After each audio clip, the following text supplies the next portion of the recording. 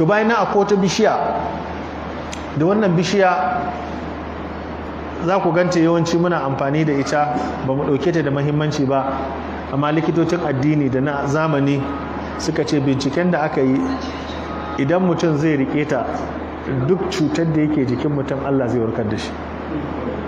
Aka ce menene, suka ce ta ce bishiyar zogale. Wato zogale ganyenta magani ne, 'ya'yanta magani ne, saiwarta magani ne, ita kanta zogale, sannan ɓawon 'ya'yan shi ma kansa magani ne.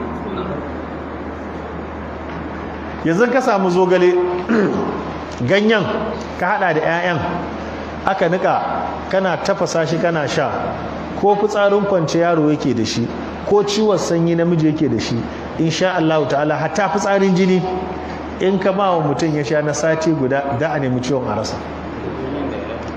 Ganyen zogale da 'ya'yan zogale a hada su waje daya a nika, insha Allah ta'ala duk cutar da yake damun mutum na mara ko fitsarin jini ko fitsarin kwance na yara, insha Allah an wuce wajen. Yanzu ba ka nika ba, yanzu ai da ka tafi kasuwa ne ka nemi busasshen 'ya'yan zogale, ka nemi busasshen ganyen zogale. In ganyen ka samu kwano guda, to 'ya'yan sai ya samu rabi, sai a nika. Wannan mutum ya nika ya kamata kwana da shi a gida fa. Duk wani ciwo da ka sani na jiki da na mara, yana maganin diabetes, yana maganin hawan jini, yana maganin ciwon zuciya.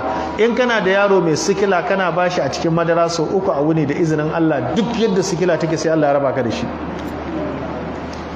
Idan aka samu mai prostate aka ce sai an je an huda shi, kar ku huda shi, a samu 'ya'yan zogale kawai a dinga sa masa a ruwan zafi yana sha. Shi yasa suka ce mai cutar sikila ba maganin da ya dace da shi kamar 'ya'yan zogale. Akwai wani haɗi da wani likitan musulunci ya ce duk mutumin da ya haɗa wannan ya sha ko ya ajiye a gidansa, to ya sa ransa cewa da izinin Allah babu wata cutar da za ta bashi barazana sai dai in kwanansa ne ya kare.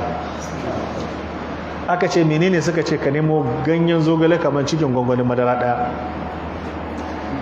ka samu garin citta kamar rabin gwangwanin madara, garin tafannuwa kamar rabin gwangwanin madara, garin habatin sauda gwangwanin madara ɗaya. Akwai wani magani ana ce masa turmeric kurkum, shi ma rabin gwangwanin madara ɗaya. Waɗannan sai ka haɗa su waje ɗaya sai ka gauraya. In kana da green tea ka nemo ka sa. To in ka haɗa wannan, suka ce kullum ka ɗauki ƙaramin cokali ka sha, da yamma ka sha.